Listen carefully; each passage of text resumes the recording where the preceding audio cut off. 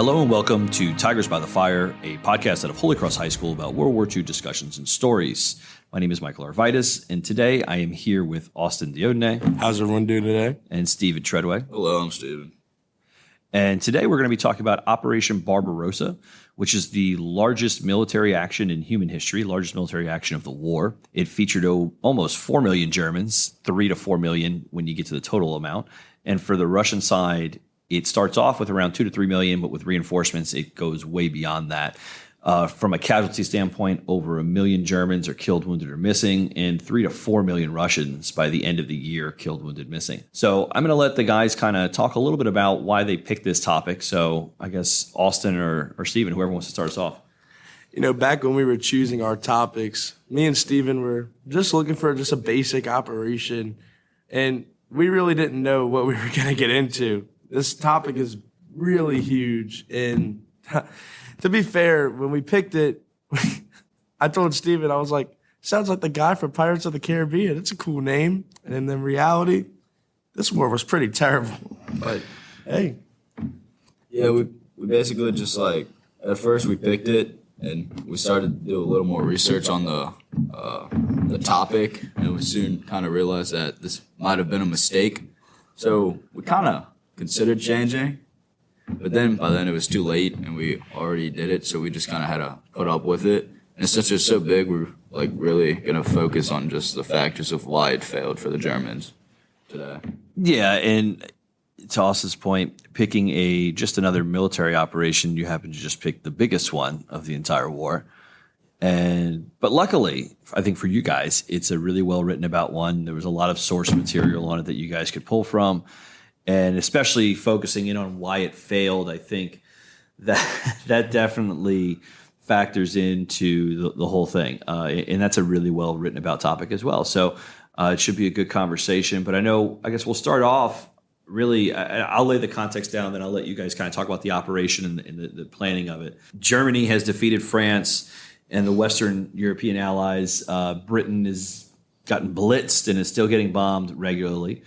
And in 1941, Hitler is now looking to expand his territory, as I know you guys are going to talk about, and he plans the invasion of the Soviet Union. And one thing that is important, I think, to recognize, and we talked about this in class a lot, this is always his big goal, right? The Soviet Union is always the ultimate goal.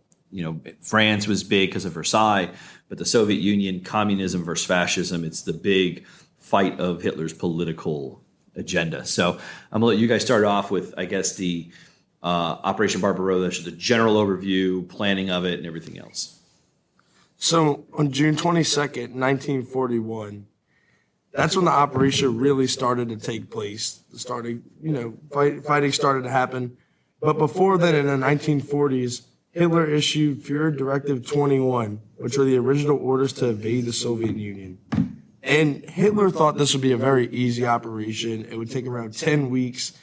And mainly because of his political views, because he had full confidence that communist societies were really weak compared to, his fascist society.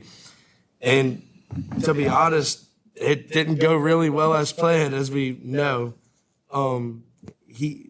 Hitler again was looking for, I'm going to get this wrong, living space. And that was the easiest way, was to invade Russia because they had the most land geographically. And also the Germans they underestimated the Soviet Union very much because they didn't realize how big the Soviet Union actually was, and they just weren't prepared. And compared with manpower, the Soviet Union had much, much more manpower getting into the war. Though they might have not been prepared at the start, when they actually got into being, an offensive and mobilizing their armies, they had a higher chance of winning the war. And Hitler didn't realize this until the fighting actually started to happen. Yeah, I think part of the issue is Hitler and the Nazi propaganda. They believe that the communists are going to capitulate very quickly and possibly turn on Stalin, because it was no secret that Stalin was a fairly oppressive ruler. And I think the thought process was, if they can get some sound military defeats, then Stalin's going to get overthrown, and then it's all over.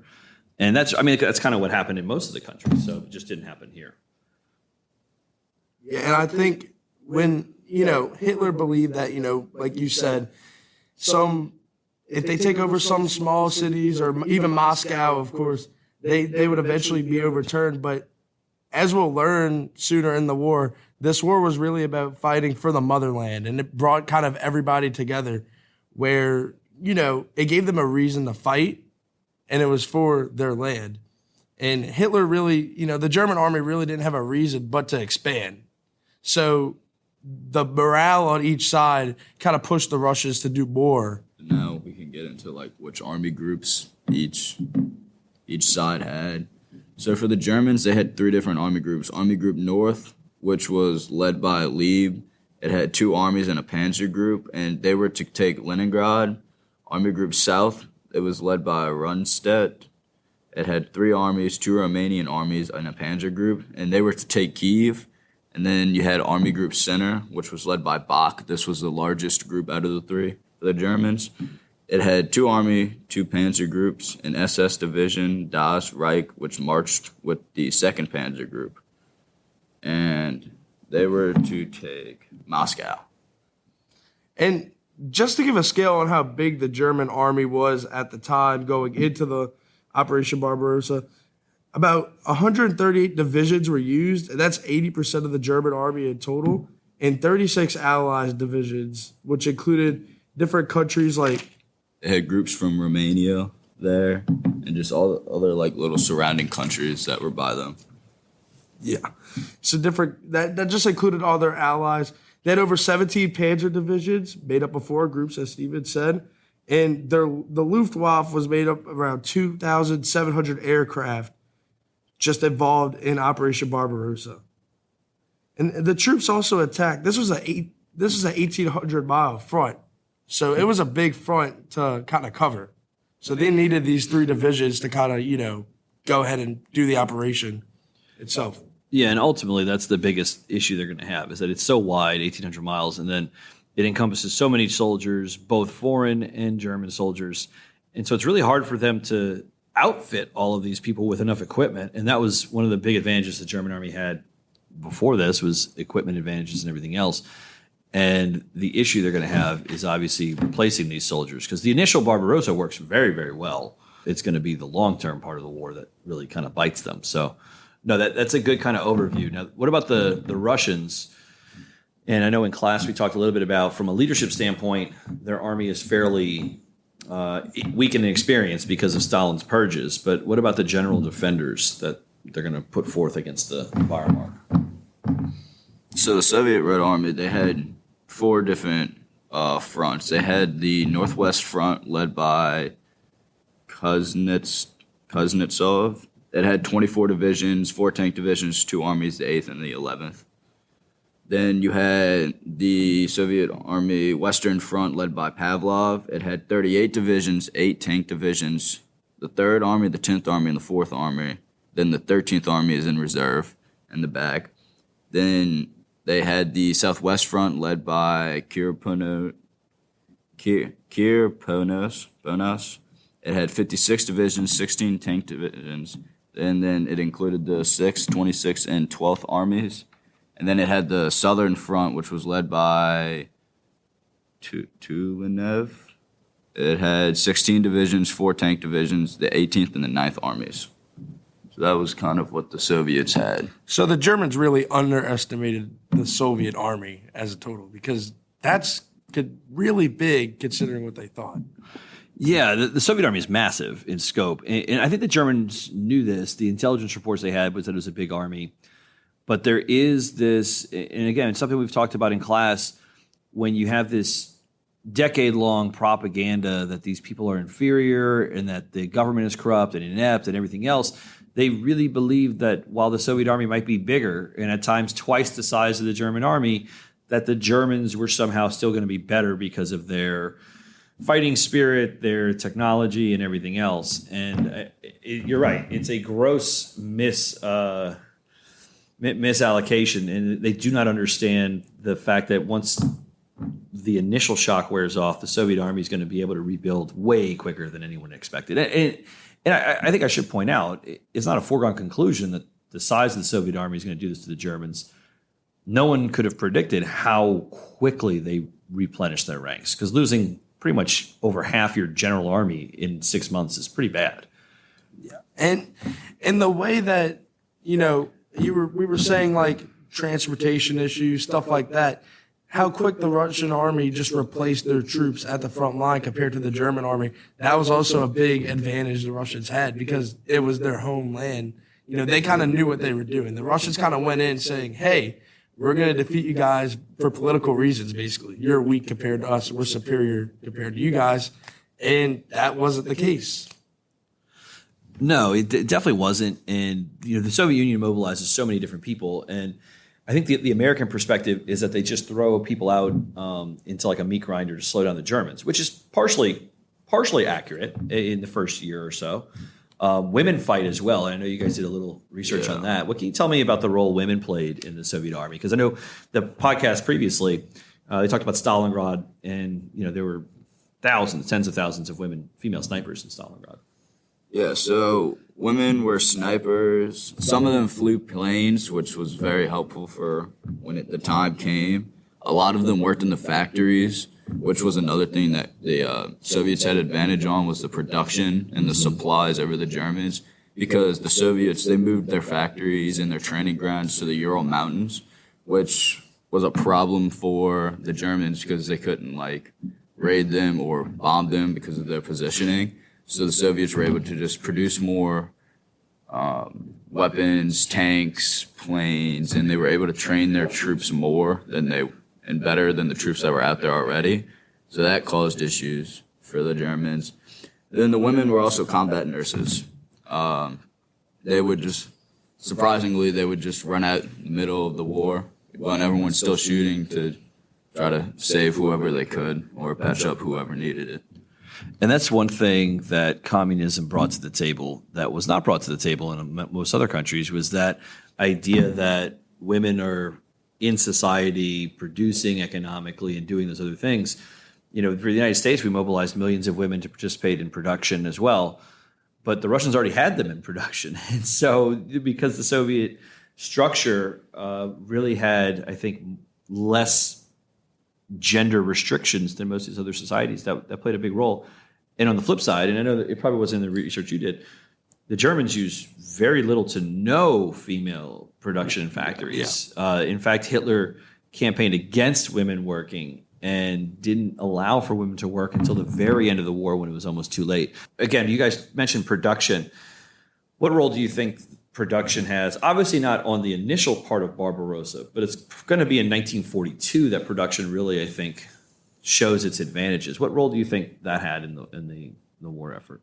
So, as you probably would have assumed, the Russians and the Soviets had wartime production way before, in preparation for an invasion before, because the German wartime production wasn't in full effect even by the start of Barbarossa. In wartime production, with the Russians, a communist society, everyone, of course, is forced to work. They were preparing for a big invasion like this, while Germany, they were producing too little for the amount of wars they were fighting at the time. You could see this in certain things in Barbarossa because, the food supply was very short. And it was never really prioritized by Hitler. I know that hasn't really to do any production, but just supply issues just became terrible in the war. The supply lines were blocked off, and they created a disaster in the war. And it wasn't about winning, because it was more about surviving by the end of the war, because their production just wasn't meeting the need for the soldiers.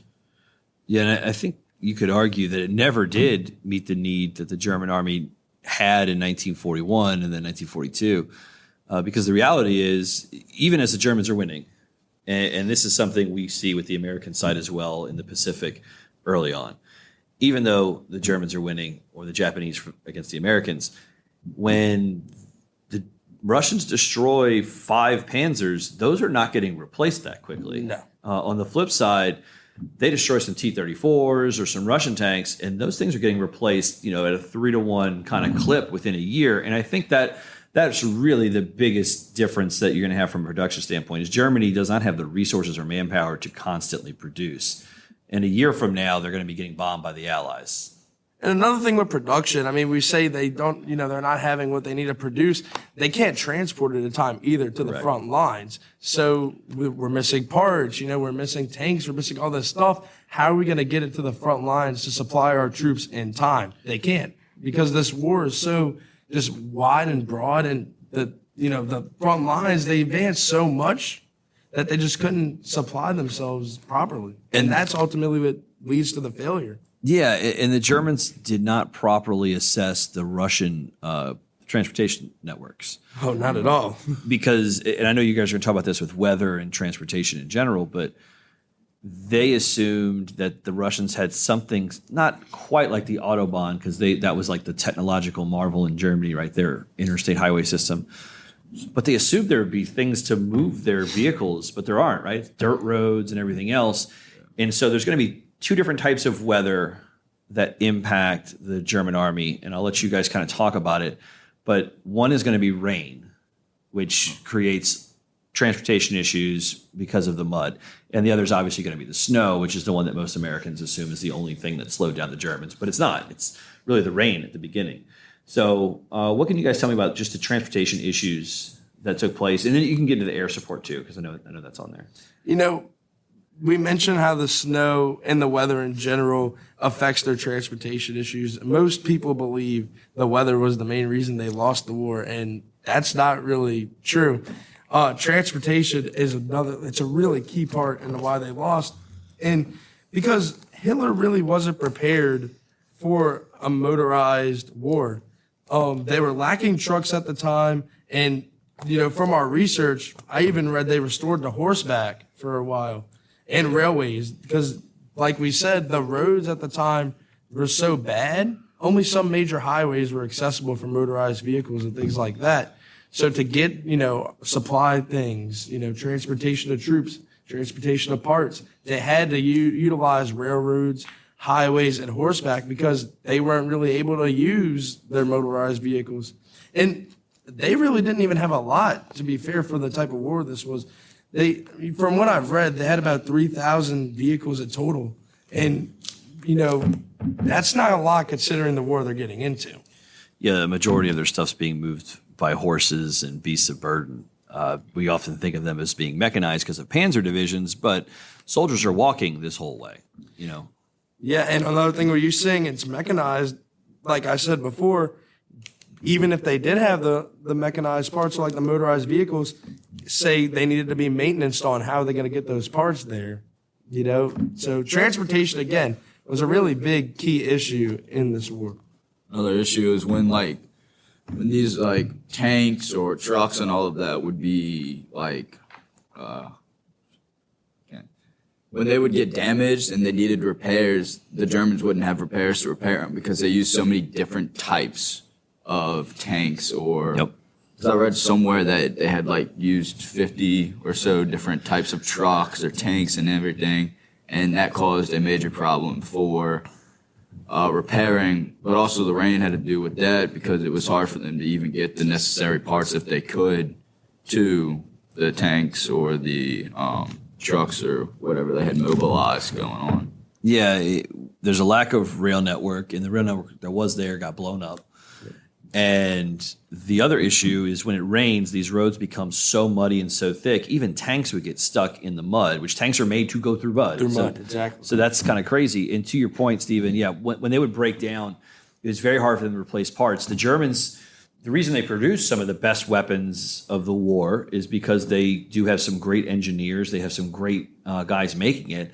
But the problem is everything is made with the precision of a fine watch, and it requires certain parts to function. The U.S. model and subsequently the Soviet model, because they're going to make the T-34s with essentially a mold of a Sherman, is compatibility, right? It's that idea of assembly line manufacturing where it's very easy, interchangeable parts, and the Germans, for whatever reason in the war, don't get into that, and it really hurts them throughout. In Barbarossa, the Russians are going to be surprised that when German tanks break down, they just abandon them. The Americans will be super surprised by this when they encounter them in Italy and in France, when they're like, they just abandoned some of their stuff because they didn't have gas or anything else. And gas is the other issue. Yeah. They just don't have enough gas for this operation. Yeah, and again, getting that gas to where they needed it to be, it wasn't possible. Yeah. Well, and then there's the idea of feeding the army, which they do. I think they do an adequate job of at the beginning, but the Russians also destroy a lot of their own stuff in kind of a scorched earth retreat that happens probably about a month in is when they start doing this. And so, like you said, those transportation lines, those supply lines are super long, 1,000 miles long, and then you're having to get it in quantity. Yeah, exactly. And going back to the food supply issues, for the Germans, Hitler never really prioritized food supply over much things. His main focus, from from our research, was ammo and different supplies to win the war. Same thing with clothes. He really didn't focus on warmth for the winter. And again, this would affect his army, his army's mentality in fighting. For him, it was all about winning, and not about his soldiers surviving and actually, using the time. He wanted to do it in such a quick manner for it to just be one and done, and that wasn't the case. Soon we're going to be talking about expectation versus reality, and Hitler expected this war to be 10 weeks long. In reality, it was about 6 months, and it would eventually lead to a 4-year-long war. And, Hitler just wanted to do it so quick and such a fast paced. He didn't really think about, he didn't put into perspective, hey, winter's coming, they're going to need clothes, we're going to lose food. He just wanted them to fight. And as we talked about in class as well, Hitler's, he had a no retreat policy, if I'm not mistaken. And again, it was just fight. It wasn't really like, they never really got a break throughout the war. And going back to the Germans being so quick, since the Germans wanted to get this done so quickly, they moved forward extremely quickly. And sometimes that meant they had to just encircle groups of Soviets, which eventually caused issues for them because that gave the Soviets an opportunity to be able to fight outward and just go in all directions fighting the Germans, which started to cause issues for the Germans because they couldn't have people fighting from behind their lines and inside of their lines. So the Germans had to eventually just stop their advancement forward and deal with all these little encirclements before they could continue going forward. And by the time they had finished dealing with all those encirclements, the Soviets had replenished their army and everything, and that's when it started to just go down for the Germans. And we see this in Moscow mainly, because that was the biggest loss when the Germans just halted. That really pushed them back by a lot. And it's because they needed these certain things. They needed the supply. They needed the clothing. And it just shows, without these simple things, you can't really win a war. Yeah, and I think part of it is a propaganda thing. I think the Nazi high command, one, they think the war's going to be over quickly. But two, they know it's going to be longer, they don't want to give out winter clothing because then that tells the soldiers, hey, we're not winning. It's going to be a longer war. And there is a real big push to avoid talking about the negative parts of what's going on. But the German people, by the way, know it's not going well by the winter. Because they're getting death reports and they're getting casualty reports as well through the German media and the War Department. So it's not like it's going to be a secret at the end. And you're right, the winter clothing thing is crazy because they don't fix it in the next year either. They still are very woefully prepared for winter, and it ends up costing them a lot. I know you said you wanted to talk about the expectations versus reality. And you've already hinted at that. They thought the war was going to be over in 10 weeks, but the reality is this is going to last till the Russians finally raid Berlin, rather. So what was the realities that you were looking at? And, I mentioned some of them before, but just to put into perspective, the German army thought they were way more bigger, way more powerful, but, 3.5 million troops and about 700,000 Allied forces on the German side compared to 5.5 million men at the beginning of the war, which would soon turn into about 14 million men on the Russian side towards the middle of the war. And the Germans weren't really expecting that. The reality was they had a bigger army and they were able to fight. Another thing that I wrote down was Hitler expected Germans to lead in numbers, but in reality, the USSR had around 408 divisions, and the Germans had 138 plus the 36 Allied divisions. And I mentioned these before, but just the little things like that, just to put in perspective of how, this war was so political. Yep. And it just seems like the only thought the Germans were fighting, the only thought process they had was because they're communists, because they're going to be weak. And in reality, they really weren't. They were powerful. And we talked about it in class, like I said before, they fought for the motherland. They were one big army. And the Germans were like, oh, we're just going to go on through, bust in, get this over with in 10 weeks, and it's all ours. The reality was they wanted to fight for it too. Yeah, I think it's also interesting because Stalin, in a lot of ways, uses propaganda a lot better than Hitler during the war, because he does make it about the fatherland. Even 6 months before the Nazi invasion, when they really think it's going to happen, they bring back religion in the Soviet Union, so people are a little bit happier. They bring back non-communist histories begin to be told again. And during the war, they emphasize like Russian history, resisting. They really go big on pamphlets that talk about Napoleon losing in Russia, because obviously you can draw some parallels there a century later. And I think it's really interesting because the Nazis were so good at propaganda, but that's the problem here, right? They believed it. And they thought, and again, the Soviet Union, we should understand, it's not just Russians, it's multiple ethnic groups. It is everywhere. Exactly. Correct. And the Germans have a multi-ethnic army too, except they don't fund the other peoples, like the Romanian divisions, the Yugoslavian divisions, the Czech divisions that are in there. They get usually French equipment or old equipment, and they're not taken seriously at all. And I know when we learned about Stalingrad, we talked about the fact that they didn't listen to them, and if they had, they might have actually won, but instead they didn't.